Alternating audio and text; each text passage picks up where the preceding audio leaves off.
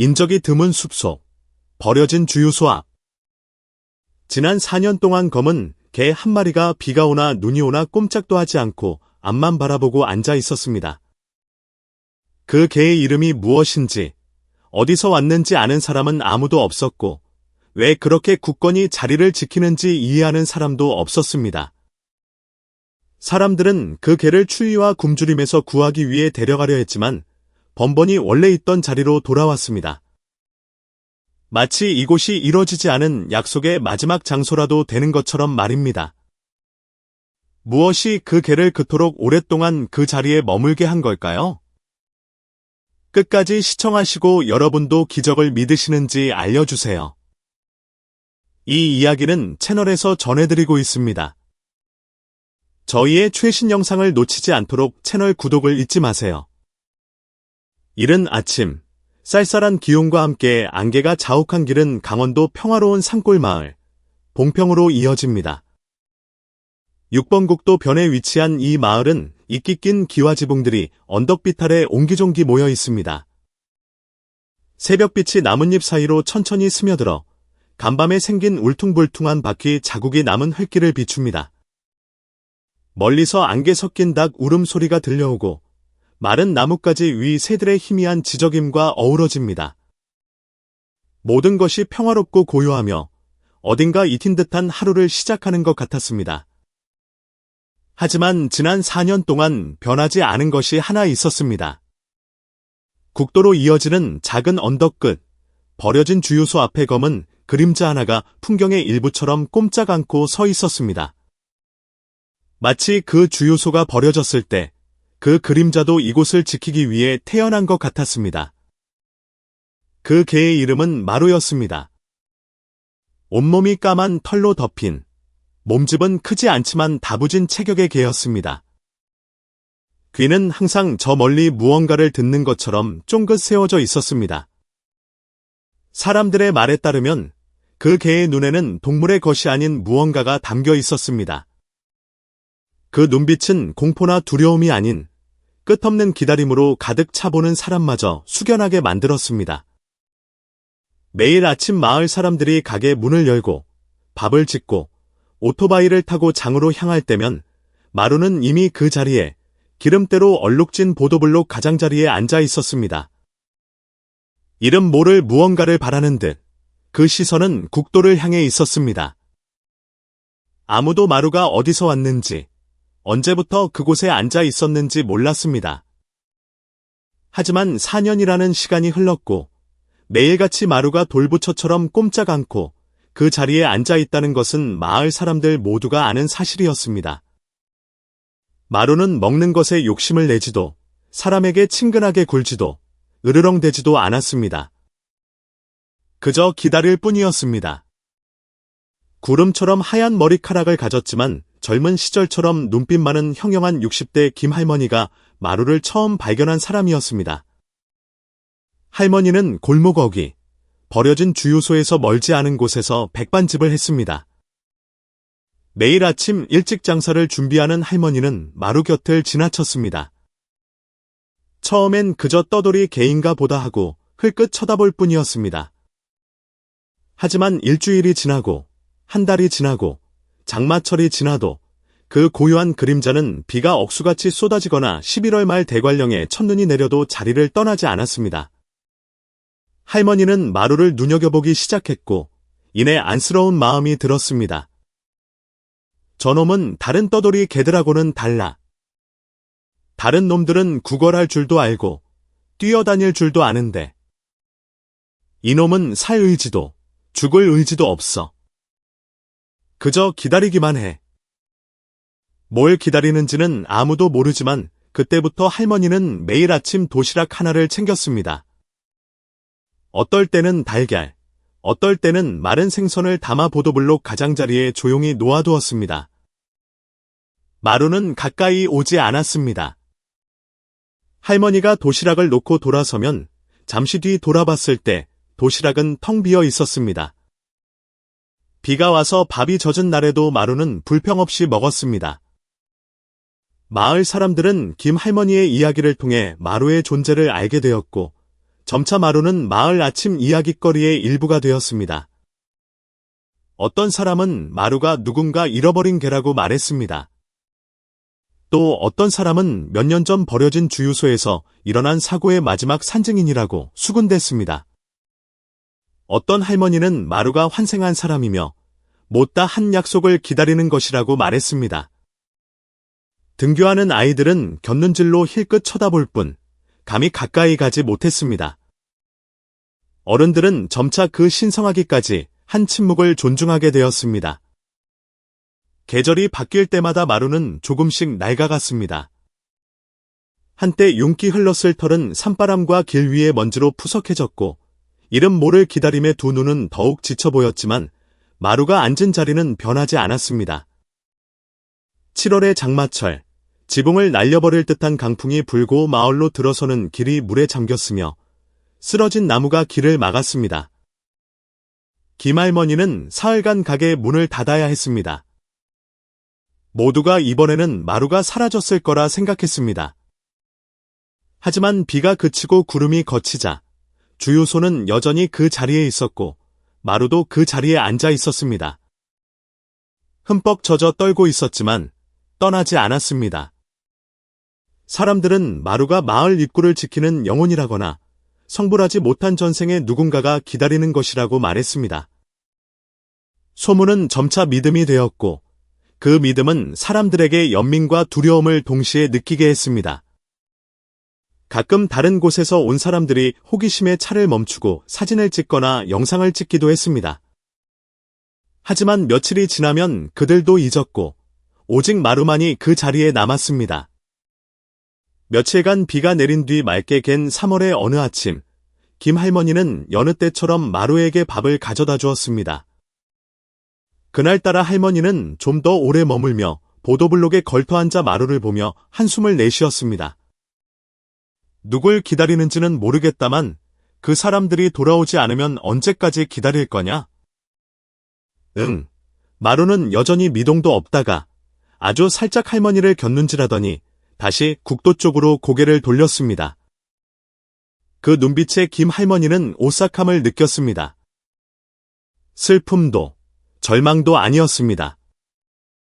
평온했지만 그 평온함 속에는 소리 없는 희망이 가득 차 있었습니다. 할머니는 문득 코끝이 찡해졌습니다. 할머니 역시 산사태로 남편을 잃고 시신조차 찾지 못한 채 수년을 기다렸습니다. 어쩌면 그래서 할머니는 누구보다 마루를 잘 이해했는지도 모릅니다. 그가 돌아올 거라 믿어서 기다리는 것이 아니라 기다리는 것 말고는 달리 할 일이 없기에 기다린다는 것을. 해가 좀 더 높이 떠오르자 김할머니는 바지에 묻은 먼지를 털며 일어섰습니다. 계속 기다리려무나. 나는 계속 밥을 가져다 줄 테니 할머니의 모습이 골목 뒤로 사라지고 잿빛 하늘을 뚫고 나온 그날의 첫 햇살이 마루를 비췄습니다. 개는 여전히 움직이지 않았지만 바람결에 아주 희미한 소리가 실려왔습니다. 아득히 먼 곳에서 들려오는 부름처럼 기억이 되살아나는 것처럼 마루가 한 번도 잊은 적 없는 과거의 목소리였습니다. 마루에게는 이름이 있었습니다. 매일 이른 아침과 밤과 후에 작은 사내아이의 목소리로 불리던 짧고 다정한 이름이었습니다. 그 이름은 마당에서, 처마 밑에서, 심지어 둘이 함께 뛰어놀던 언덕 비탈에서도 울려 퍼졌습니다. 마루야, 박진우 씨와 이수진 씨의 10살배기 아들, 준서의 목소리는 자신의 검은 강아지를 부를 때마다 햇살처럼 명랑했습니다. 마루는 아직 세상 물정 모르는 검은 털 뭉치였을 때 이 가족에게 왔습니다. 당시 준서는 초등학교 4학년이었지만 아빠가 일하러 갔을 때 엄마를 지키고 함께 놀 친구가 필요하다며 부모님께 강아지를 키우자고 졸랐습니다. 그렇게 마루는 강변에 위치한 작은 빨간 지붕집으로 오게 되었습니다. 마루는 준서와 함께 자랐습니다. 웃음소리, 숨바꼭질하며 부르는 소리, 아침에 함께 등교하고 저녁이면 나란히 누워 엄마가 들려주는 옛날 이야기를 들으며 자랐습니다. 준서에게 마루는 단순한 개가 아니라 친구이자 동생이자 가족이었습니다. 어느 날 수진 씨는 준서가 마루에게 속삭이는 것을 발견했습니다. 나 내일 수학 시험 보는데 점수 잘 받게 기도해줘. 90점 받으면 엄마가 너랑 나 마트 데려가 준댔어. 마루는 마치 모든 말을 알아듣는다는 듯 눈을 반짝이며 고개를 갸웃거리고 앉아 들었습니다. 말이 없고 걱정이 많은 진우 씨도 퇴근하고 돌아오면 마루의 귀를 쓰다듬는 것이 습관이 되었습니다. 집 잘 지키고 있어야 한다. 낯선 놈은 얼씬도 못하게 해. 마루는 그 말을 듣고 조용히 고개를 끄덕였고 낯선 오토바이 소리가 들릴 때마다 망설임 없이 지저댔습니다. 마루는 그 가족의 평화롭고 소박한 날들을 감싸는 두 번째 피부처럼 가족의 일부가 되었습니다. 그리고 마루는 준서를 절대적인 사랑으로 사랑했습니다. 이유도, 약속도 필요 없는 그저 곁에 머물며 자신의 모든 본능으로 준서를 지키는 그런 사랑이었습니다. 그렇게 평온하게 흘러가던 어느 운명의 날. 그날은 주말이었고 가족은 제사를 지내기 위해 산골에 있는 외할머니 댁에 갈 준비를 하고 있었습니다. 아침부터 하늘이 흐린 것이 큰 비를 예고했습니다. 하지만 꼭 그날 맞춰 오라는 외할머니와의 약속 때문에 수진 씨는 남편에게 일찍 출발하자고 재촉했습니다. 진우 씨는 조금 망설였지만 이내 동의했습니다.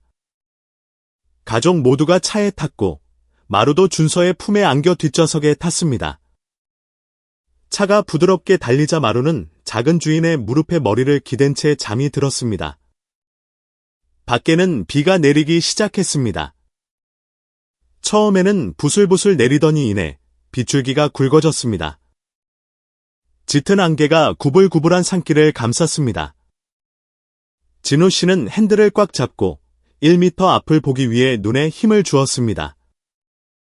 수진 씨는 이따금 뒤를 돌아보며 준서에게 춥지 않냐고 물었고 준서는 환하게 웃으며 마루의 등을 가볍게 두드렸습니다. 괜찮아요, 엄마. 마루가 옆에 있어서 따뜻해요. 하지만 재앙은 예고 없이 닥쳤습니다. 대관령 근처의 급커브 길에서 반대편 차선에서 달려오던 트럭 한 대가 갑자기 눈부신 헤드라이트를 비추며 나타났습니다. 진우 씨는 아이를 감싸 안으며 급하게 핸들을 꺾었고 짧은 비명 소리만 들렸습니다. 차가 미끄러지고 끔찍한 소리가 울려 퍼졌습니다. 금속이 부딪히는 소리, 유리가 깨지는 소리, 공포에 질린 비명 소리, 그리고 모든 것이 어둠 속에 잠겼습니다. 마루가 눈을 떴을 때 주위는 온통 자욱한 연기와 먼지, 깜박이는 불빛, 요란한 사이렌 소리, 그리고 역한 기름 냄새로 가득했습니다. 마루는 정신이 혼미했고 한쪽 다리가 욱신거렸으며 몸은 상처투성이었습니다. 곁에는 준서도 아무도 없었습니다. 마루는 비틀거리며 일어나 익숙한 목소리를 듣기 위해 귀를 기울였습니다. 멀리서 누군가 아이가 있다, 조심해, 라고 외치는 소리가 들렸습니다. 그리고 한 남자가 준서를 안고 뛰어가는 모습이 보였습니다. 마루는 그를 따라가려 애썼지만 아무도 마루에 짖는 소리를 듣지 못했습니다. 형광색 조끼를 입은 사람이 마루를 막아서며 끈으로 붙잡으려 했지만 마루는 필사적으로 몸부림치며 절박하게 울부짖었습니다. 그리고 마지막 힘을 다해 그 손을 빠져나와 빗속으로 뛰어들었습니다. 얼마나 달렸는지, 얼마나 많은 갈림길과 커브를 지났는지 몰랐습니다. 그저 준서를 찾아야 한다는 생각뿐이었습니다. 심장은 비명을 질렀고 본능이 길을 이끌었습니다. 하지만 비가 그치자 젖은 도로와 국도변에 버려진 주유소 하나만 덩그러니 남았습니다. 마루는 그곳에 멈춰 섰습니다. 기진맥진하고 절망적이었습니다. 마루는 날이 셀 때까지 그곳에 누워 있다가 다시 일어나 누군가 돌아오길 바라며 먼 길을 바라보았습니다. 첫째 날이 지나고 둘째 날이 지났습니다. 마루는 자신이 사랑하는 사람들이 몸과 마음의 상처를 입고 아주 먼 병원으로 이송되었다는 것을 알지 못했습니다. 또한 그 빗속을 뛰쳐나온 순간부터 자신의 운명이 완전히 다른 방향으로 바뀌었다는 것도 몰랐습니다. 하지만 한 가지 아는 것은 사고 현장 근처인 이곳이 가족의 흔적을 느낄 수 있는 유일한 장소이기에 떠날 수 없다는 것이었습니다. 마루는 그곳에 머물기로 결심했습니다. 마루는 미친 듯이 달렸습니다. 어디로 가는지 방향이나 이유조차 분간할 수 없었습니다. 머릿속에는 온통 혼란스러운 소리뿐이었습니다. 쇠가 부딪히는 날카로운 소리, 수진 씨의 비명, 준서의 애타는 외침, 그리고 구급차와 경찰차의 요란한 사이렌 소리. 그 소리들 속에서 준서의 목소리는 마루의 심장을 찌르는 간절한 외침처럼 계속해서 울려 퍼졌습니다. 하지만 지금은 아무도 없었습니다. 끈을 잡는 사람도, 마루를 부르는 사람도, 머리를 쓰다듬어 주던 따뜻한 손길도 없었습니다. 그저 무자비하게 쏟아지는 비와 발걸음을 내디딜 때마다 깊어지는 고통뿐이었습니다. 한쪽 다리에서는 피가 흘렀고 한 걸음 내디딜 때마다 발톱 끝에서 가슴까지 저릿한 통증이 밀려왔지만 마루는 나무에 부딪히고 진흙탕에 미끄러지면서도 비틀거리며 계속 달렸습니다. 그때 마루는 더 이상 평범한 개가 아니었습니다. 찢겨나간 기억의 조각이자 심장을 가진 공포 그 자체였으며 유일하게 알던 안전한 세상에서 막 끌려 나온 존재였습니다. 지나는 길마다 익숙한 흔적을 찾아 헤맸습니다. 준서의 옷냄새, 수진 씨의 숨결, 진우 씨의 차분한 발걸음 소리. 하지만 차가운 바람과 흙냄새뿐 아무런 대답도 없었습니다. 1시간인지, 하루인지, 혹은 평생인지, 얼마나 달렸는지 기억나지 않았습니다. 마침내 다리가 풀려 더 이상 달릴 수 없게 되었을 때 눈앞에 낡은 주유소가 나타났습니다. 지붕은 썩었고 유리창은 산산조각 난 채 국도변에 위태롭게 서 있었습니다. 색이 바랜 글자가 적힌 간판이 바람에 위태롭게 매달려 있었습니다. 불빛도 사람도 없이 마치 마루 자신처럼 적막감만 맴돌았습니다. 마루는 천천히 다가가 냄새를 맡더니 갈라진 처마 밑에 쓰러지듯 몸을 뉘었습니다. 비는 계속 내렸고 살을 내는 추위가 파고들었지만 적어도 이곳은 아무도 자신을 막거나 찾는 것을 방해하지 않았습니다. 그리고 무엇보다도 모든 것을 잃어버린 그곳과 가까웠습니다. 처음에는 잠시 쉬어갈 생각이었지만 하룻밤이 지나고 또 다른 날이 밝았습니다. 세 번째 해가 질 무렵에도 마루는 떠나지 않았습니다. 아주 모호하지만 강력한 무언가가 마루를 그곳에 붙잡아 두었습니다. 본능일 수도, 기억일 수도, 혹은 마루가 충분히 오래, 충분히 끈질기게 기다린다면 준서가 자신을 찾아 돌아올 것이라는 희미한 희망 때문일 수도 있었습니다. 적어도 그저 어디로 가야 할지 모른 채 계속 달리는 것보다는 이곳에 앉아 저 길을 바라보는 것이 그리움을 조금이나마 덜어줄 것 같았습니다. 버려진 주유소에서의 첫 며칠은 끔찍했습니다. 먹을 것도 없었고 흠뻑 젖은 채 처마 밑에 웅크리고 있는 비적 마른 개에게 아무도 관심을 주지 않았습니다. 마루는 나뭇잎을 씹고 빗물을 핥으며 아물지 않은 상처의 고통에도 울음소리조차 내지 않으려 애썼습니다. 밤이 되면 깨진 창틈으로 바람이 새어들어와 섬뜩한 소리를 냈지만 마루는 동요하지 않았습니다. 어둠과 외로움, 두려움에는 이미 익숙해져 있었습니다. 매일 아침 마루가 고개를 들게 하는 유일한 것은 국도에서 들려오는 자동차 소리였습니다. 멀리서 들려오다 가까워지고 다시 멀어지는 엔진 소리. 그럴 때마다 마루는 벌떡 일어나 희망으로 가득 찬 눈빛을 빛냈습니다. 익숙한 흰색 차를, 유리창 너머로 자신을 부르는 준서의 목소리를, 손을 흔드는 모습을, 문이 열리고 자신을 안아줄 그 품을 기다렸습니다. 하지만 그 차는 오지 않았습니다. 마루는 침묵 속에서 사는 법을 배웠습니다. 울지도, 짖지도, 으르렁대지도 않았습니다. 지나가던 사람들은 마루를 떠돌이 개로 여기고 가끔 빵 조각이나 밥을 던져주었습니다. 마음씨 좋은 사람이 차를 세우고 마루를 태워가려 하기도 했습니다. 하지만 사람이 다가올 때마다 마루는 몇 걸음 뒤로 물러나 앉아 고맙지만 난 아무데도 가지 않아요 라고 말하는 듯 조용히 그들을 바라보았습니다. 점차 사람들도 마루를 데려가려는 시도를 멈췄습니다. 이름도 주인도 없는 개의 존재를 받아들이기 시작했습니다. 하지만 마루만이 아는 매일 그곳에 앉아있는 이유가 있었습니다. 밤이 되어 마을이 잠들고 길 건너편 집들의 불이 모두 꺼지면 마루는 이따금 바람처럼 희미한 소리로 차마 터뜨리지 못한 울음 같은 소리로 작게 끙끙거렸습니다. 왜 아직 살아있는지 알 수 없었지만 이곳을 떠나는 것은 아름다웠던 과거의 마지막 남은 조각마저 포기하는 것임을 알았습니다. 마루는 그럴 수 없었습니다. 돌아갈 기억도 찾아갈 사람도 없었습니다. 마루에게 남은 마지막 다은, 가족을 마지막으로 보았던 썩어가는 주유소 앞, 바로 이 땅뿐이었습니다. 그래서 마루는 그곳에 남았습니다. 산골 작은 마을의 아침은 해가 뜨기도 전에 빗자루질 소리, 연탄불 타는 소리, 낡은 오토바이 시동 거는 소리로 골목마다 울려 퍼지며 시작됩니다. 이곳 사람들은 몇 개의 언덕과 낡은 가게들을 맴도는 느리고 단조로운 삶에 익숙해져 있었습니다. 하지만 수년이 지나도 변하지 않은 것이 하나 있었으니 바로 6번 국도변 낡은 주유소에 조용히 앉아있는 개의 모습이었습니다. 사람들은 그 개의 이름을 몰랐고 장난치거나 짖는 모습도 깊이 잠든 모습도 본 적이 없었습니다.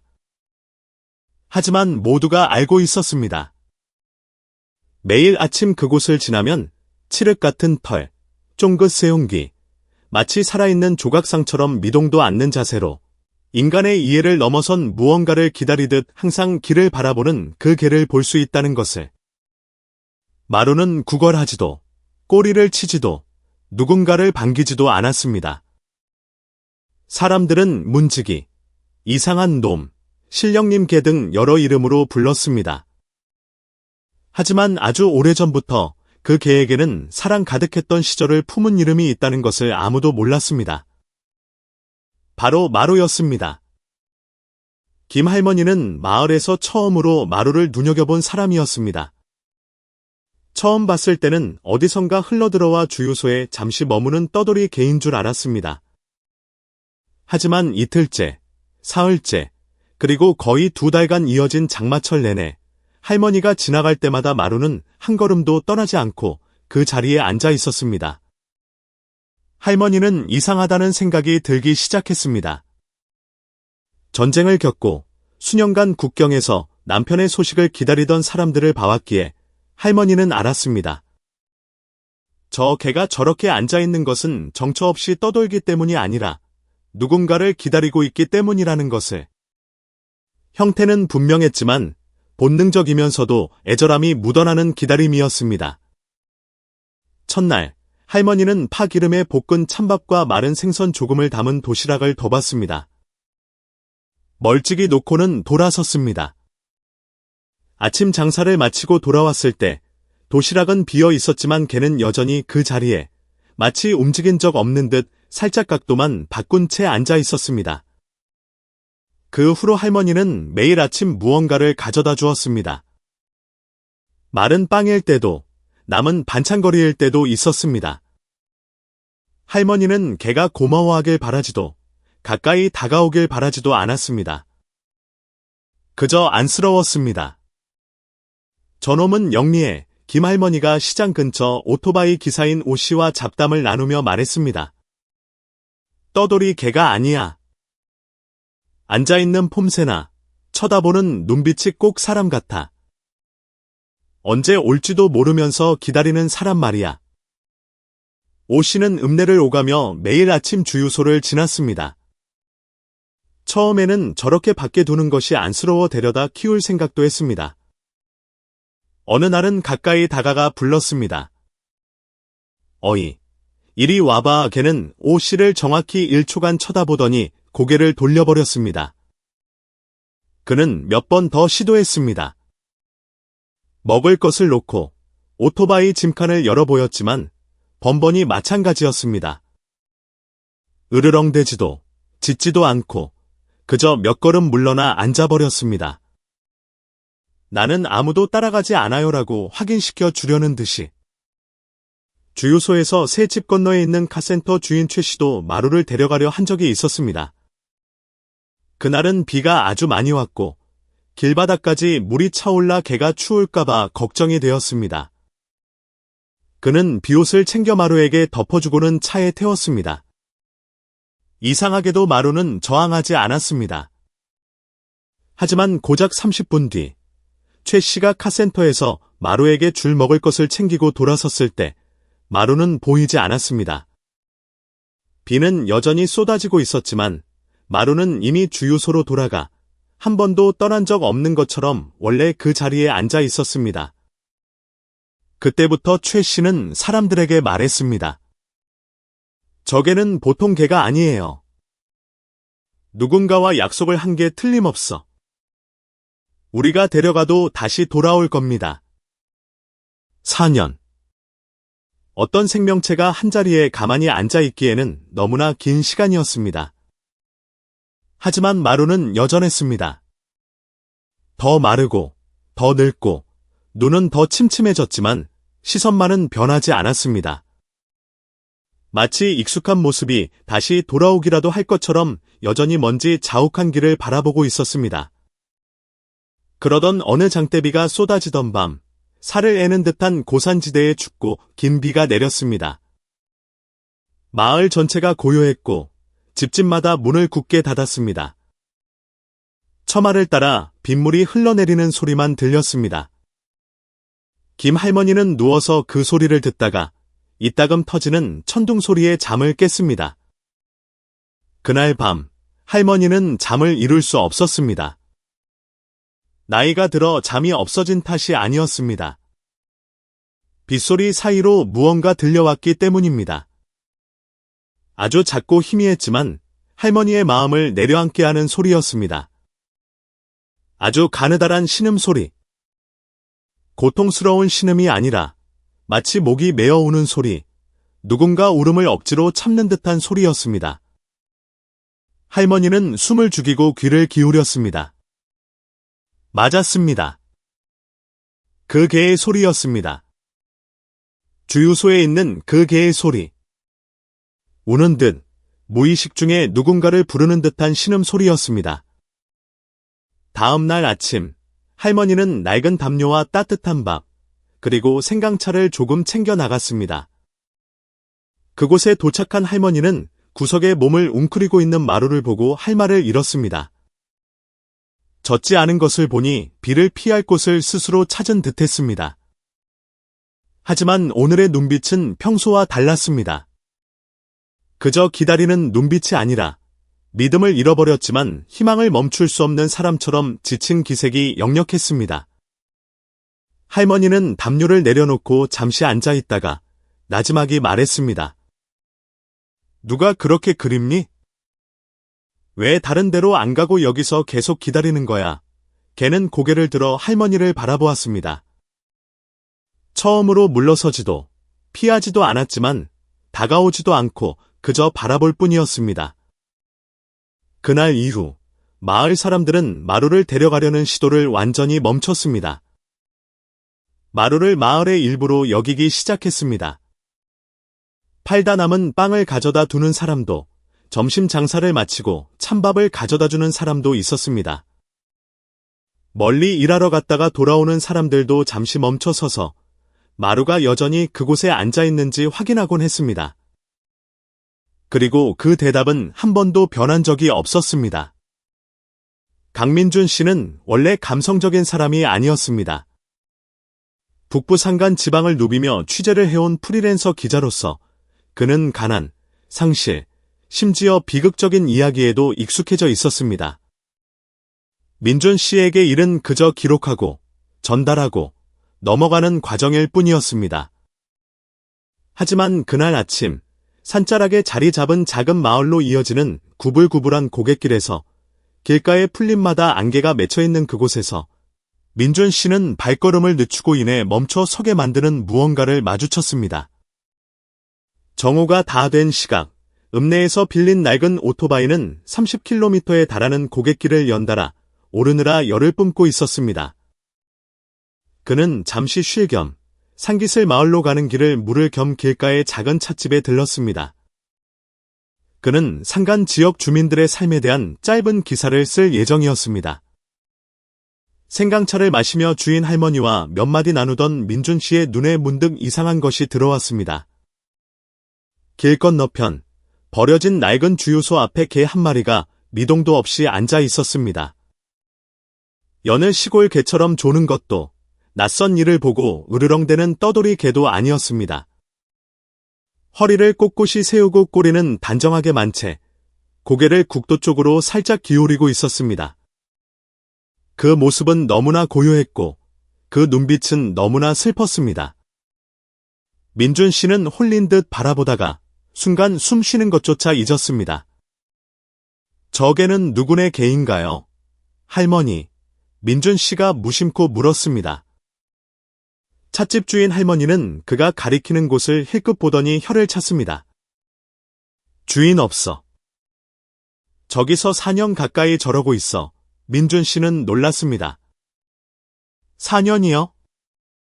4년 내내 저기에 있었다고요? 응. 딱 저 자리에. 매일같이 어디 가지도 않고 단순하게 들리는 그 한마디가 민준 씨에게는 이상하고도 모호한 충격을 안겨주었습니다. 그는 찻잔을 내려놓고 가방에서 카메라를 꺼내 길을 건넜습니다.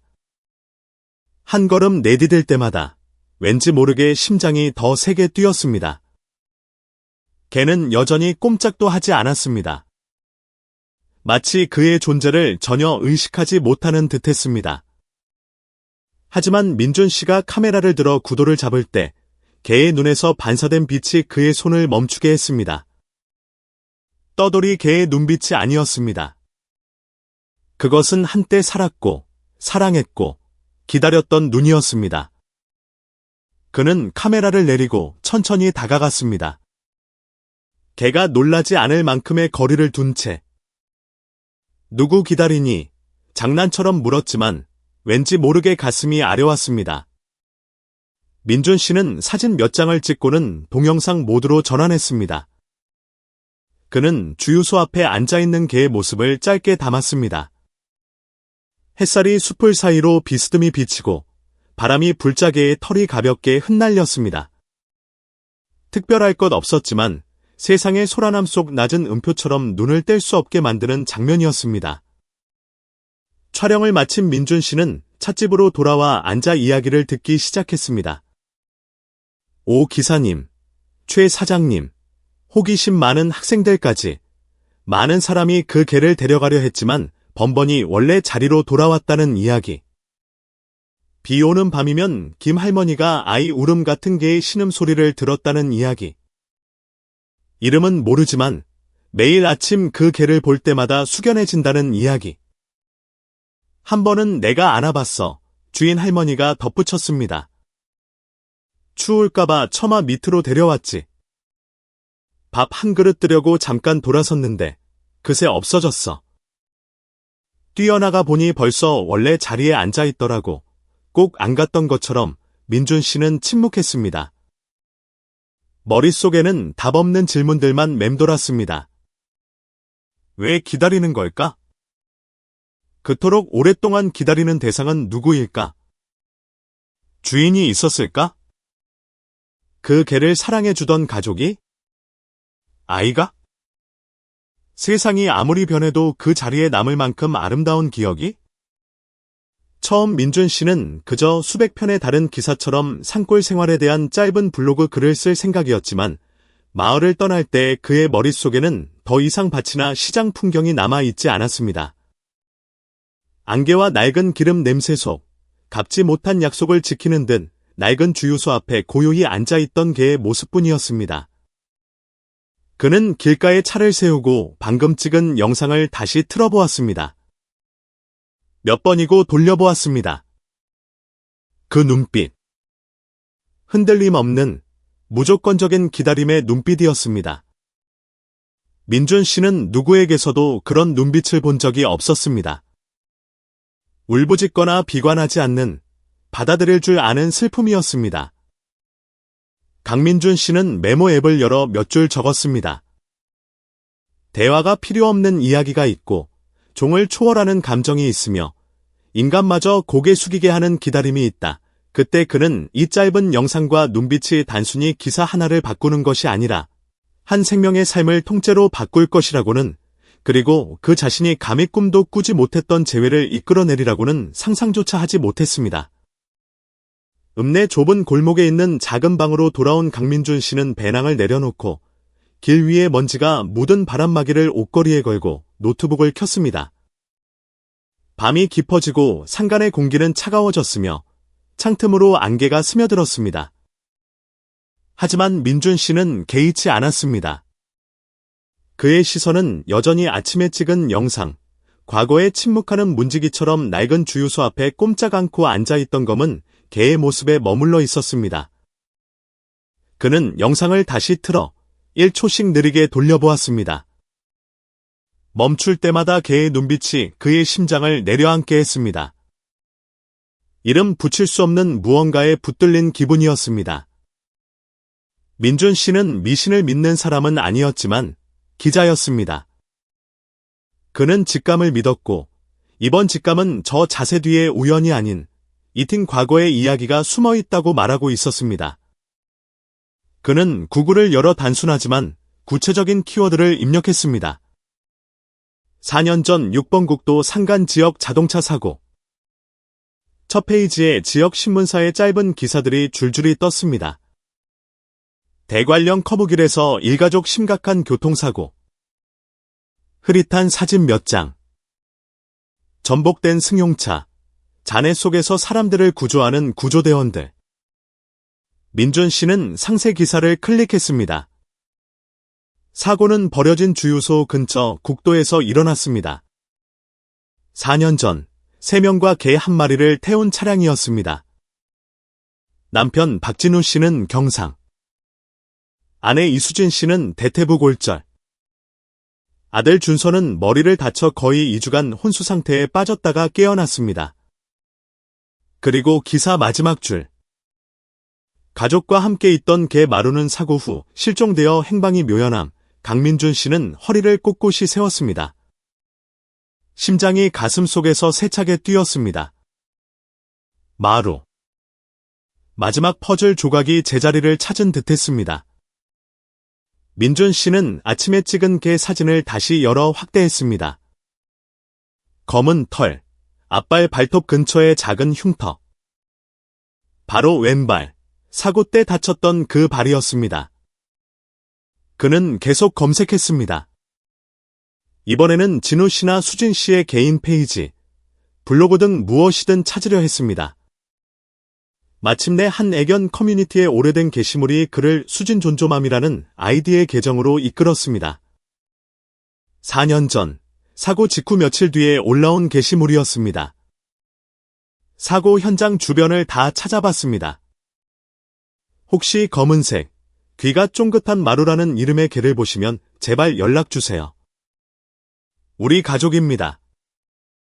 아들이 꿈속에서도 마루 이름을 부릅니다. 민준 씨는 입술을 깨물었습니다.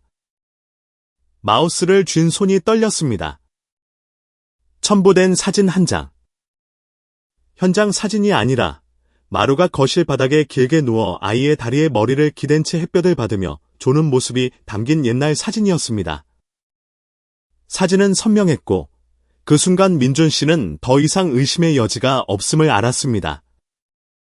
오늘 만난 그 개 마루가 사진 속의 그 개였습니다.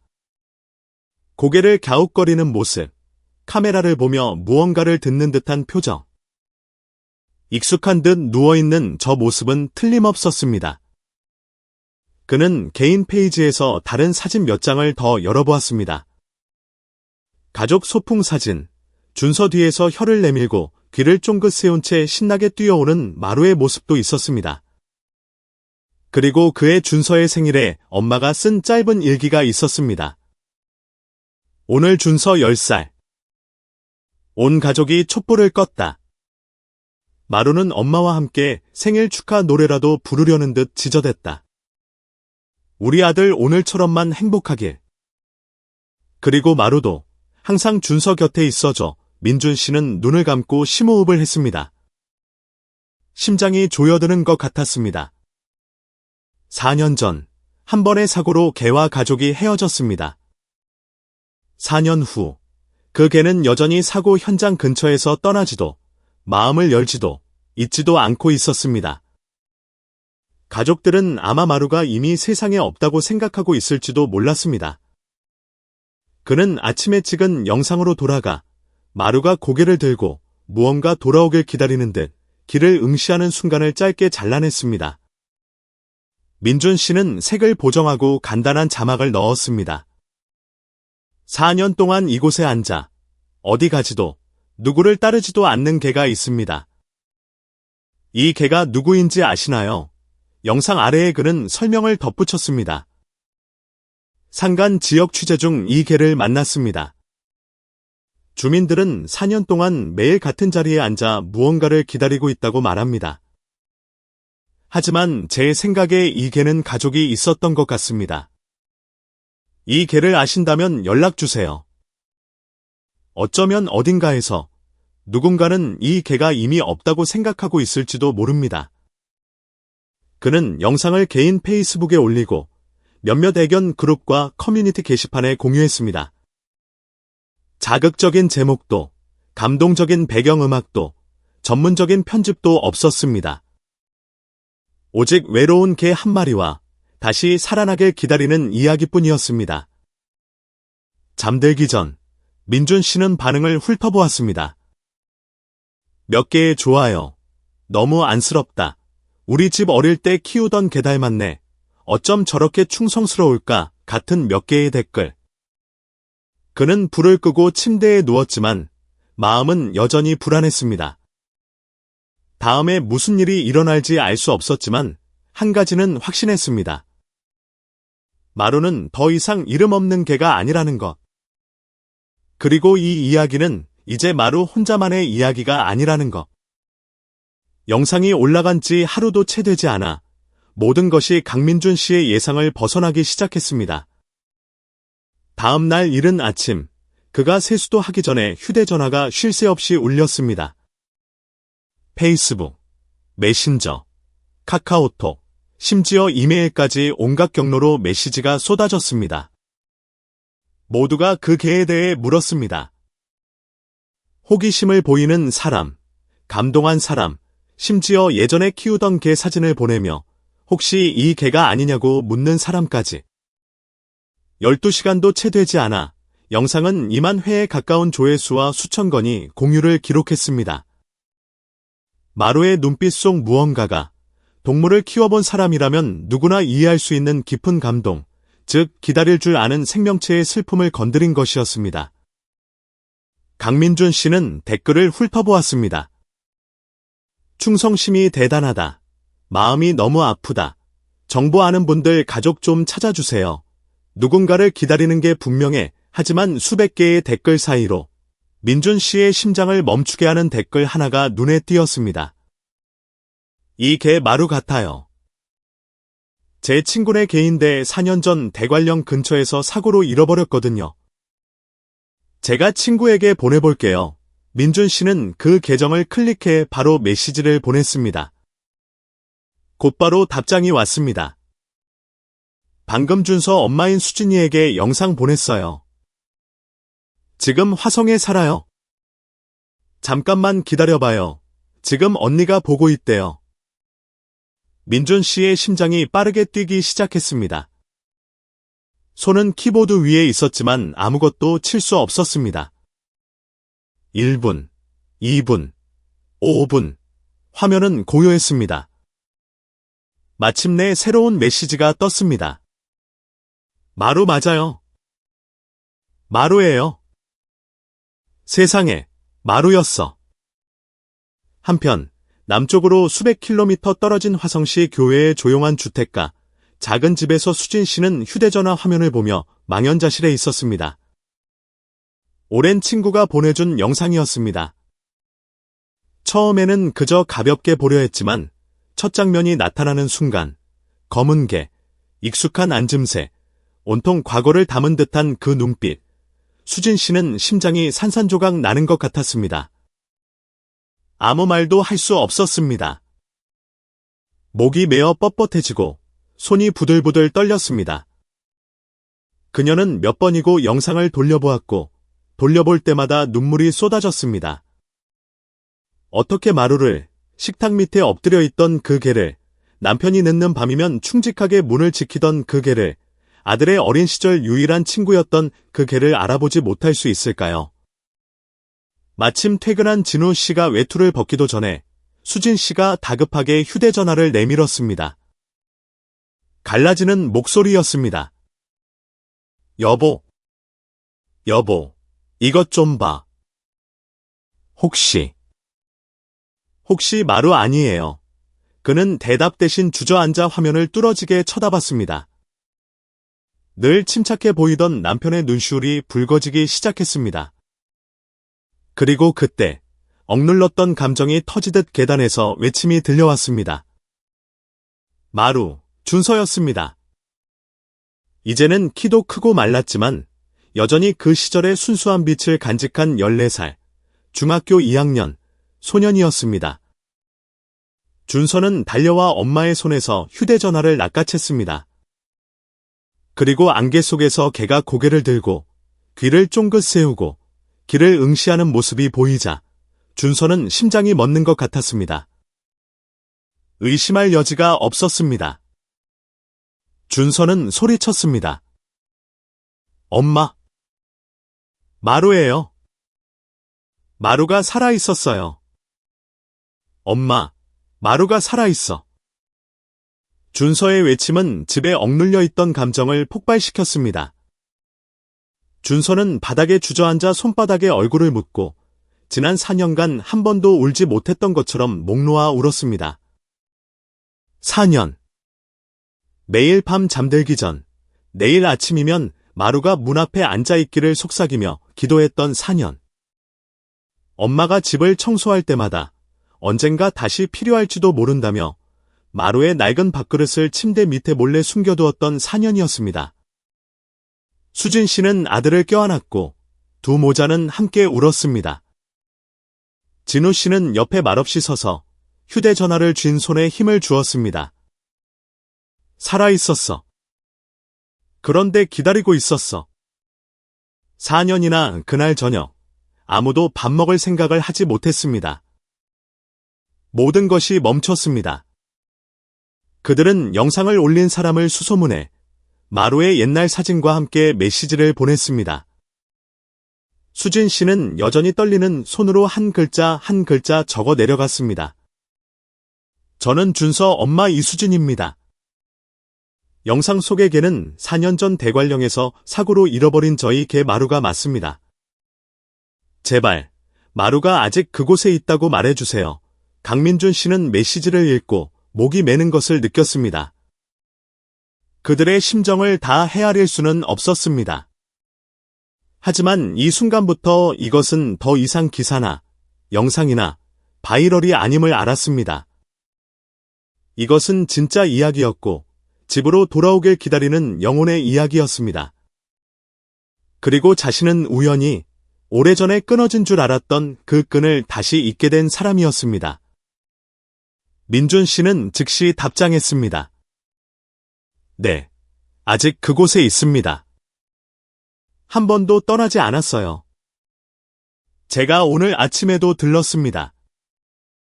내일 다시 가보겠습니다. 우리가 마루를 집으로 데려올 방법을 찾을 겁니다. 단 한 문장이었지만 화면 반대편에서는 온 가족이 눈물을 터뜨렸습니다. 마루는 살아있었고 여전히 기다리고 있었습니다. 새벽 4시, 고속버스가 터미널을 떠났습니다. 밖은 여전히 칠흑같이 어두웠습니다. 드문드문 켜진 가로등 불빛이 창문을 스치며 맨 뒷좌석에 나란히 앉은 세 사람의 얼굴에 희미한 노란빛을 비췄습니다. 수진 씨는 낡은 스테인리스 밥그릇과 색이 바랜 파란색 목줄 만든 작은 배낭을 안고 있었습니다. 진호 씨는 아내 곁에서 말없이 앉아 마치 한눈 팔면 기적이 사라질 것처럼 휴대전화를 꽉 쥐고 있었습니다. 준서는 그들 사이에 앉아 이어폰을 꼈지만 아무것도 듣지 않고 그저 앞만 멍하니 바라보고 있었습니다. 준서의 마음속에는 오직 하나의 이미지만이 존재했습니다. 자신의 개 마루가 아주 먼 곳에 있으며 지금 자신이 그 개를 찾으러 가고 있다는 것. 버스를 타고 가는 꼬박 하루 반 동안 세 사람 모두 제대로 눈을 붙이지 못했습니다. 감정은 파도처럼 밀려왔다 밀려가기를 반복했습니다. 설렘, 두려움, 기대, 그리고 걱정. 마루가 기뻐하며 달려올 모습을 상상하며 웃다가도 혹시 우리를 알아보지 못하면 어떡하지? 라는 질문의 다음 순간 마음이 무겁게 가라앉았습니다. 수진 씨는 배낭 속 목줄을 만지작거리다가 다시 강민준 씨의 짧은 영상을 꺼내보았습니다. 개의 표정 하나하나를 외울 때까지 보고 또 보았습니다. 마루가 맞아. 다른 개일 리가 없어. 그녀는 새로 피어난 믿음을 두려움이 깨뜨리지 못하게 하려는 듯 스스로에게 속삭였습니다. 한편 북쪽에서는 강민준 씨가 주유소를 한시도 떠나지 않았습니다. 정보가 확인된 후 그는 근처 지인의 집에 머물며 하루 2번 마루에게 밥과 물을 가져다 주었고 심지어 낡은 외투를 깔아주기까지 했습니다. 마루에게 보살핌이 필요해서가 아니었습니다. 마루는 여전히 건강했고 평소처럼 겨우 연명할 만큼만 먹었습니다. 민준 씨는 가족이 오고 있는 이 중요한 순간에 마루가 떠나버릴까봐 불안했습니다. 하지만 이상하게도 마루 역시 무언가 다가오고 있음을 아는 듯했습니다. 민준 씨가 곁을 지키기 시작한 날부터 마루는 더 이상 예전처럼 냉담하지 않았습니다. 짖지는 않았지만 고개를 돌리지도 않았습니다. 심지어 그가 마루가 누운 곳 가까이에 손을 댔을 때 마루는 평소처럼 물러서지 않고 살짝 몸을 움직였을 뿐 여전히 길을 주시했습니다. 마치 자신의 직감이 맞다는 지난 며칠간 가슴을 뛰게 한 이 느낌이 환상이 아니라는 확인을 기다리는 것 같았습니다. 민준 씨는 마루 곁에 앉아 수진 씨에게 업데이트 문자를 보냈습니다. 마루는 아직 여기 있어요. 그런데 무언가 직감한 것 같아요. 평소보다 길가에 더 바짝 붙어 앉아서 귀를 쫑긋 세우고 차가 지나갈 때마다 뚫어지게 쳐다봐요. 답장은 짧았습니다. 저희 곧 강원도 도착해요. 내일 아침에 그 마을로 갈게요. 민준 씨는 휴대전화를 덮고 잠시 침묵하다가 문득 미소를 지었습니다. 한 곳에서 4년을 기다린 개처럼 그리고 수천 킬로미터 떨어진 곳에서 가족의 귀환을 감지하는 것처럼 이성으로는 설명할 수 없는 기묘한 일들이 있었습니다. 마루에 대한 소식은 작은 마을 전체에도 퍼져나갔습니다. 민준 씨의 영상이 커뮤니티 그룹에 공유되고 입소문을 타면서 그동안 얼굴은 익숙했지만 사연은 몰랐던 주유소의 그 개에게 많은 사람이 관심을 갖기 시작했습니다. 골목 어귀 찻집, 카센터, 그리고 김할머니의 백반집까지. 모두가 그 이야기를 수군댔습니다. 그날 아침, 김할머니는 마루에게 고기죽 한 그릇을 가져다 주었습니다. 마루에게 밥을 주기 시작한 이래 처음으로 할머니는 마루의 이름을 불렀습니다. 마루야? 이제 집에 가는구나. 마루는 고개를 들어 할머니를 바라보았습니다. 꼬리를 흔들지도 평소처럼 바로 고개를 숙여 먹지도 않았습니다. 그저 바라볼 뿐이었습니다. 그 눈빛에 할머니는 다시 한번 오싹함을 느꼈습니다. 그 눈빛에는 아주 인간적인 무언가, 인내의 마지막 한계에 다다른 기다림이 담겨 있었습니다. 마을 전체가 기다림의 리듬에 동참하는 듯했습니다. 사람들은 강민준 씨의 페이스북을 주시했고 새로운 소식이 올라올 때마다 안도의 한숨을 내쉬었습니다. 마루가 기다리는 순간을 찍겠다며 카메라를 들고 오는 사람도 있었습니다. 이웃 읍내에서 충성스러운 개를 직접 보겠다며 차를 몰고 오는 사람도 있었습니다. 하지만 그 모든 소란 속에서도 마루는 변함이 없었습니다.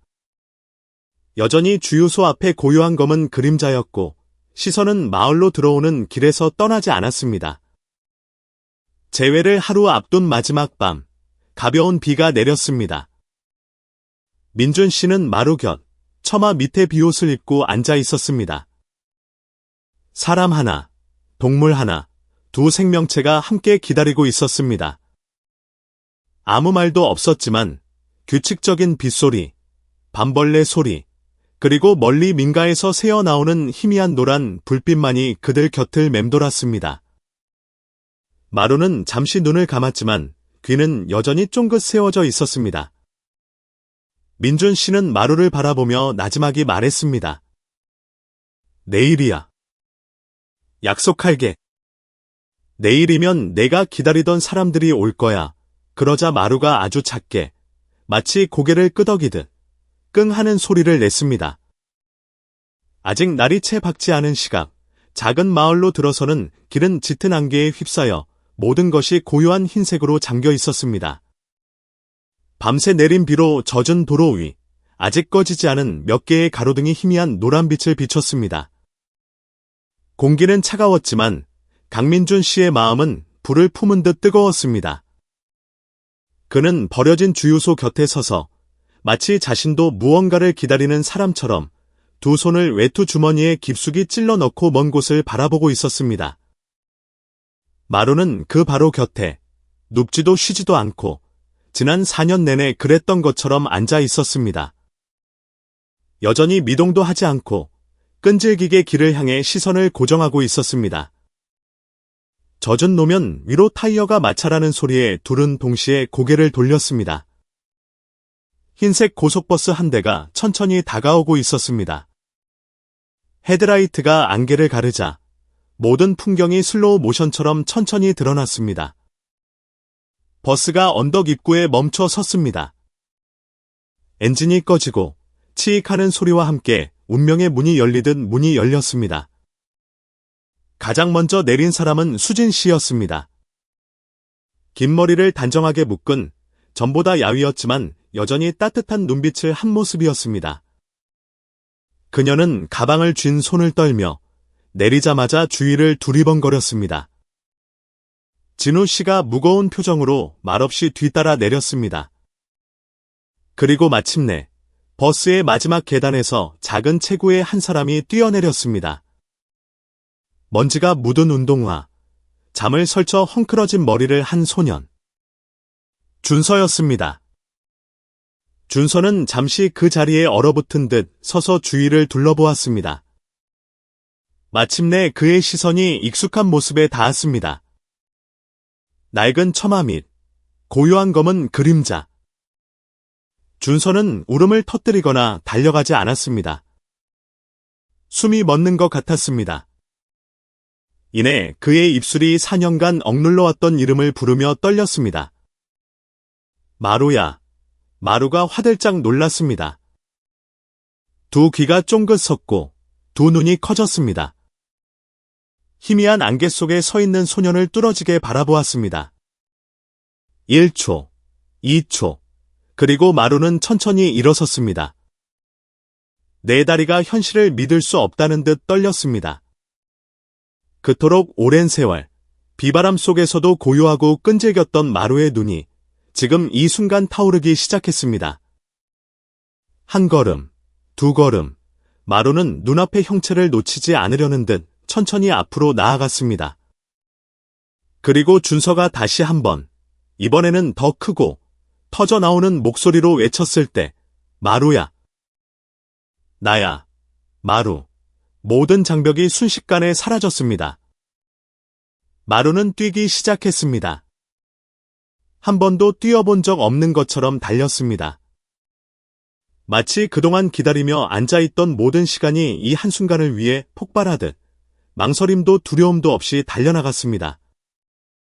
마루는 바람처럼 준서를 향해 돌진하며 감정에 북받친 신음소리를 냈습니다. 짖는 소리도 으르렁거리는 소리도 아니었습니다. 마침내 돌아온 영혼의 목매인 절규였습니다. 준서는 무릎을 꿇고 두 팔을 벌렸습니다. 눈물은 이미 뺨을 타고 흐르고 있었습니다. 마루가 그의 품으로 뛰어들었을 때 둘은 하나가 되었습니다. 준서는 마루의 목을 힘껏 껴안고 검은 털에 얼굴을 파묻으며 목 놓아 울었습니다. 너 진짜 나 기다린 거야? 마루야. 미안해. 이렇게 오래 기다리게 해서 정말 미안해? 그 광경은 온 마을을 순간 멈추게 했습니다. 평소처럼 이른 아침밥을 가져다 주러 온 김할머니는 길가에 선체발이 얼어붙었습니다. 빵 배달을 하던 소녀는 자전거를 멈추고 눈물을 글썽였습니다. 최 사장님은 스패너를 바닥에 내려놓고 조용히 그 모습을 바라보았습니다. 우연히 지나가던 낯선 이들조차 눈을 뗄 수 없었습니다. 아무도 말하지 않았습니다. 그저 바람 소리, 한 소년의 흐느낌, 그리고 마침내 기다림의 무게를 벗어던진 한 개의 낮은 신음소리뿐이었습니다. 강민준 씨는 뒤에 서서 카메라를 들고 있었습니다. 그는 버스가 멈출 때부터 모든 눈빛, 모든 발걸음, 재회의 순간에 담긴 모든 떨림을 기록하고 있었습니다. 하지만 마루가 준서의 품에 안기고 안개 속에서 첫 울음이 터져나왔을 때 그는 천천히 카메라를 내렸습니다. 배터리가 다 닳아서도 손이 떨려서도 아니었습니다. 어떤 순간은 프레임 안에 가둘 수 없기 때문이었습니다. 어떤 것은 오직 가슴으로만 기록할 수 있었습니다. 그는 카메라를 집어넣고 가만히 서 있었습니다. 그리고 기자 생활 수년 만에 처음으로 민준 씨는 이야기를 기록하는 대신 그 이야기 속에서 함께 살아 숨쉬는 것을 택했습니다. 수진 씨가 다가와 무릎을 꿇고 마루의 등을 가볍게 쓸어주었습니다. 마루는 그녀를 돌아보더니 수진 씨의 손에 이마를 기대고는 눈을 감았습니다. 마치 지난 세월의 피로를 모두 토해내듯 긴 한숨을 내쉬었습니다. 진우 씨는 아무 말도 하지 않았지만 그 역시 주저앉아 마루의 머리에 손을 얹고 속삭였습니다. 잘했다. 장하다. 이제 집에 가자. 가족의 품에 안겨 마루는 가만히 누워 있었습니다. 몸부림치지도 할퀴지도 않고 그저 가끔 작게 끙끙거릴 뿐이었습니다. 아침에 첫 햇살이 안개를 뚫고 작은 길 한가운데서 서로를 부둥켜안은 네 개의 그림자 위로 쏟아져 내렸습니다. 한 마리의 개가 오직 오늘처럼 다시 돌아오기 위해 4년이라는 세월을 꼬박 기다렸던 곳, 바로 그 버려진 주유소 앞에서였습니다. 남쪽으로 돌아오는 길은 거의 이틀이 걸렸지만 가족 중 누구도 피곤함을 느끼지 않았습니다. 세 사람은 마루를 둘러싸고 앉아 영원히 잃어버린 줄 알았던 기억의 한 조각을 다시 만졌다는 사실이 믿기지 않는 듯 조금씩 마루를 쓰다듬었습니다. 마루는 더 이상 피하지 않았지만 그 눈빛은 여전히 오래된 우물 바닥처럼 깊고 무거웠습니다. 아직 채 녹지 않은 기억의 앙금이 가라앉아 있었습니다. 화성교회의 작은 집 앞에 도착했을 때 하늘은 이미 어둑해져 있었습니다. 마루는 천천히 차에서 내려 낯선 땅을 밟듯 조심스럽게 타일 바닥을 디디며 사방의 냄새를 맡았습니다. 이곳이 비록 마당도, 나무도, 준서의 웃음소리도 있는 넓은 고지였지만 마루에게 이곳은 집이 아니었습니다. 예전의 집은 이미 저 멀리 산골에 뒷마당이 있고 익숙한 흙냄새가 나고 오직 재회만을 위해 4년을 꼬박 앉아 기다렸던 낡은 주유소가 있는 그곳에 영원히 남아있었기 때문입니다. 첫날 밤, 온 가족은 거실에 이불을 폈고 마루에게 가장 폭신한 자리를 내주었습니다. 준서는 심지어 마루가 어릴 때 쓰던 낡은 방석을 거실 한가운데에 놓아주었습니다. 하지만 마루는 그곳에 눕지 않았습니다. 마루는 천천히 서성이다가 현관문 바로 앞에 엎드렸습니다. 다리에 머리를 기댄 채 경계하듯 눈을 반쯤 뜨고 있었습니다. 철문은 굳게 닫혀 있었지만 마루는 시선을 거두지 않았습니다. 누군가 가까이 다가올 때마다 고개를 들고 경계하는 눈빛을 보냈습니다. 가족들은 마루가 아직 자신이 정말 돌아왔다는 것을, 기다림이 끝났다는 것을 믿지 못한다는 것을 깨달았습니다. 마루의 마음속에는 평온이라 부르기에는 모든 것이 너무나 희미했을 것입니다. 처음 일주일 내내 마루는 거의 깊은 잠을 자지 못했습니다. 대문 밖에서 소리가 날 때마다 벌떡 일어났습니다. 오토바이 소리가 지나갈 때마다 문으로 달려가 길을 뚫어지게 쳐다봤습니다. 그리고 밤마다 대문과 통로, 큰 길까지 가장 잘 보이는 현관에서 잠을 잤습니다. 마치 한순간이라도 방심하면 모든 것이 사라지고 다시 그 낡은 주유소로 돌아가 끝없는 기다림을 계속해야 할까봐 두려워하는 듯했습니다. 준서는 그 사실을 누구보다 빨리 알아챘습니다. 준서는 마루에게 변화를 강요하지 않았습니다.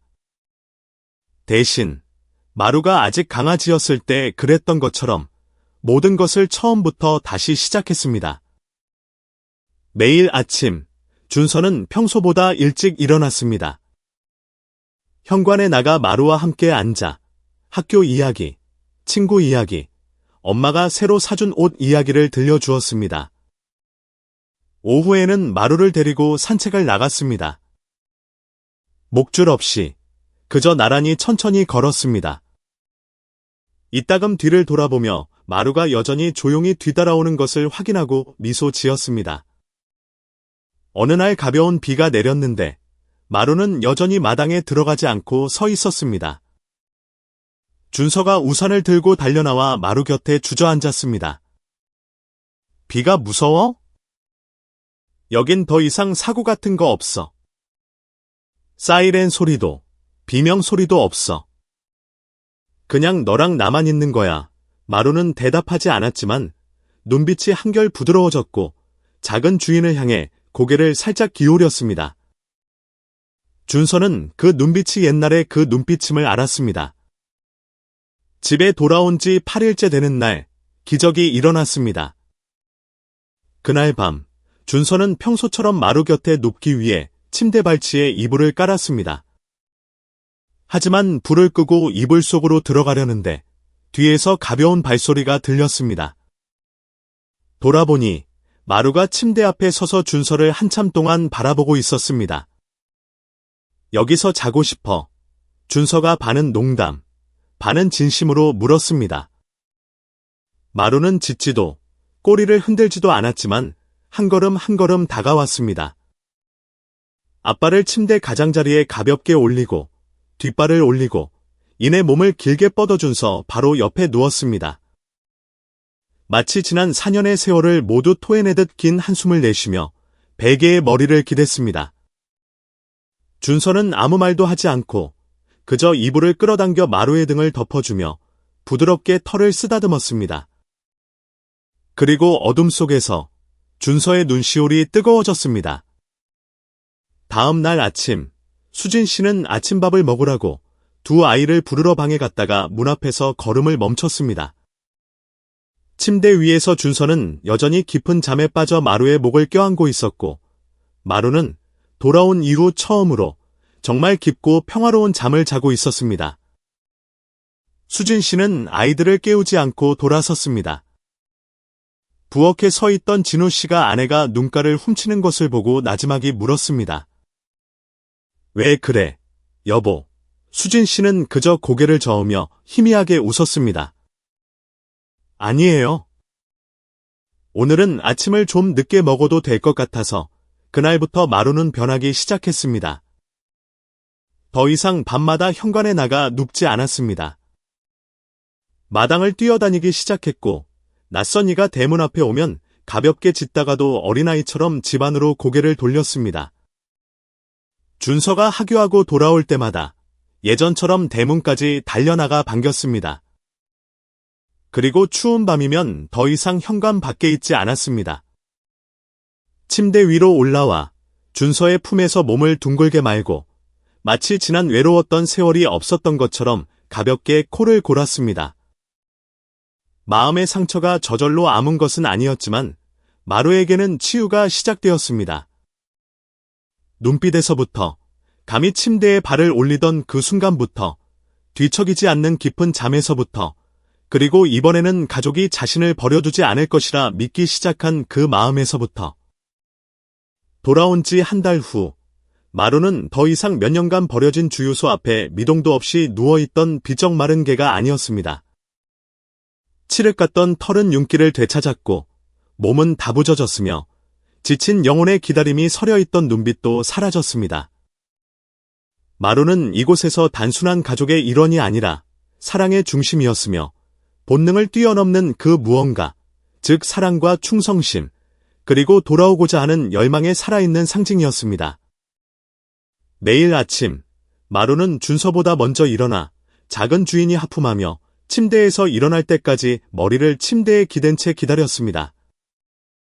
준서는 눈을 뜰 때마다 자신을 바라보는 마루를 보고 웃음을 터뜨렸고 머리를 쓰다듬으며 속삭였습니다. 좋은 아침, 나의 충성스러운 친구. 이제 온 가족의 아침 식사에는 마루를 위한 밥그릇이 빠질 수 없었습니다. 수진 씨가 준비한 고기죽이나 삶은 달걀이 담겼습니다. 밥을 다 먹고 나면 마루는 장난기 많은 아이처럼 마당을 몇 바퀴 돌았습니다.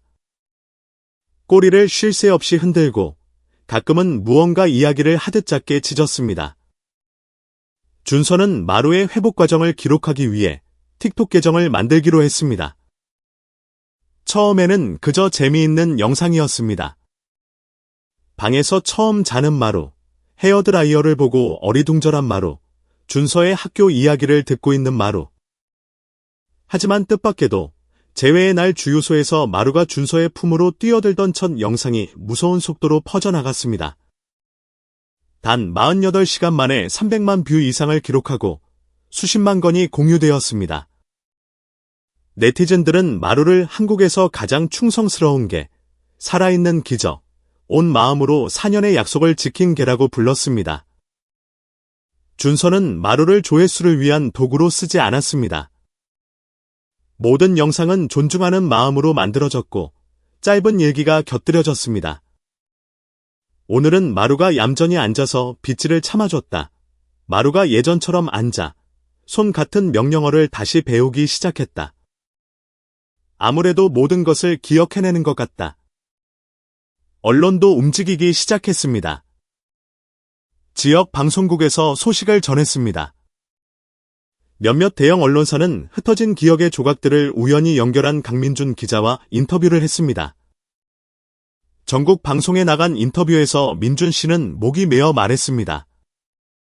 가만히 앉아있는 개 한 마리의 영상이 수백만 명의 마음을 움직일 줄은 몰랐습니다. 하지만 그 개는 의미 없이 앉아 있었던 것이 아니었기 때문일 겁니다. 마루는 기다렸습니다. 그리고 그 기다림은 진짜였습니다. 우리는 잃어버렸다고 생각했던 것들도 포기하지 않고 믿는다면 다시 찾을 수 있다는 것을 깨닫게 되었습니다. 진우 씨와 수진 씨 가족도 모르는 사람들로부터 수많은 격려와 손편지, 선물을 받았습니다. 광주에 사는 10살 소녀가 삐뚤빼뚤한 글씨로 작은 편지를 보내왔습니다. 마루가 너무 불쌍했어요. 저도 나중에 마루 같은 개를 키우고 싶어요. 인천의 한 할아버지는 준서에게 메시지를 보냈습니다. 할아버지는 70살인데 평생 개를 키웠지만 자네 친구 마루처럼 충성스러운 개는 본 적이 없네? 소중하게 잘 지켜주게. 그리고 어느 날 저녁, 온 가족이 저녁을 먹고 마루는 식탁 밑에서 졸고 있을 때 준서가 갑자기 젓가락을 내려놓고 작게 말했습니다. 방에 마루 사진 붙여놓고 싶어요. 새 사진 말고요. 주유소에 누워있던 날 사진이요. 진우 씨와 수진 씨는 서로를 바라보고 고개를 끄덕였습니다. 그것이 단순한 추억이 아니라 믿음의 생존을 증명하는 기적이라는 것을 이해했기 때문입니다. 그날 밤, 마루는 일찍 침대에 올랐고 준서는 그 곁에 머리를 베고 누워 마루의 목을 껴안았습니다. 노란 무드등 불빛 아래 준서가 나지막이 말했습니다. 고마워. 우리를 잊지 않아줘서, 살아있어줘서, 기다려줘서 마루는 가볍게 숨을 내쉬며 눈을 감았지만 꼬리는 마치 대답 없는 대답처럼 살며시 흔들리고 있었습니다. 밖에서는 시원한 밤바람이 불었고 나뭇잎 사이로 달빛이 창가에 부서졌습니다. 불완전했던 한 가족은 이제 다시 완전해졌습니다. 기억 속에서 사라진 줄 알았던 한 마리 개는 이제 사랑 속에서 깊이 잠들어 있습니다. 그리고 침묵 속에서 희망을 품었던 한 소녀는 이제 자신만의 살아있는 기적 곁에서 잠듭니다. 아무리 멀리 가더라도, 시간이 모든 것 위에 먼지처럼 쌓이더라도 사랑과 끈기로 가득 찬 마음은 언제나 돌아올 길을 찾을 것이기 때문입니다. 버려진 주유소에서 4년을 끈질기게 기다린 게, 마루의 이야기는 단순히 동물과 가족의 감동적인 재회 그 이상입니다. 저에게 이 이야기는 충성심, 믿음, 그리고 사랑의 끈기에 대한 깊은 교훈입니다. 마루는 시간을 몰랐고 날짜를 셀 수도 없었으며 인간 세상의 변화를 이해할 수도 없었습니다. 하지만 마루는 단 한 가지를 알고 있었습니다. 사랑이 있는 곳이 바로 집이라는 것을. 그리고 길을 잃고 아무리 고통스럽더라도 묵묵히, 하지만 절대적으로 기다렸습니다. 우리 인간은 때로 쉽게 포기하고 어려움에 부딪히면 쉽게 변심하며 선한 것에 대한 믿음을 잃어버리기도 합니다. 하지만 마루는 낡은 길에서 한시도 눈을 떼지 않는 침묵과 그 눈빛으로 우리에게 상기시켜줍니다. 진정한 사랑은 요란할 필요 없이 그저 끈질기게 포기하지 않는 것임을. 마루는 종의 경계를 뛰어넘는 감정, 오직 가슴으로 느끼고 진심으로 지켜내는 감정에 살아있는 증거입니다. 저는 이 이야기를 본 모든 분이 각자 다른 감정을 느끼셨으리라 믿습니다. 어쩌면 눈물일 수도, 혹은 먹먹함일 수도 있겠지만 무엇보다도 이 차갑고 바쁜 세상 속에서 가슴을 데우는 한 줄기 온기일 것입니다. 마루의 여정에서 무언가를 느끼셨다면 아래에 댓글을 남겨주세요. 여러분의 생각을 공유해주세요. 어쩌면 여러분의 이야기가 다른 누군가에게 영감을 줄 수도 있습니다.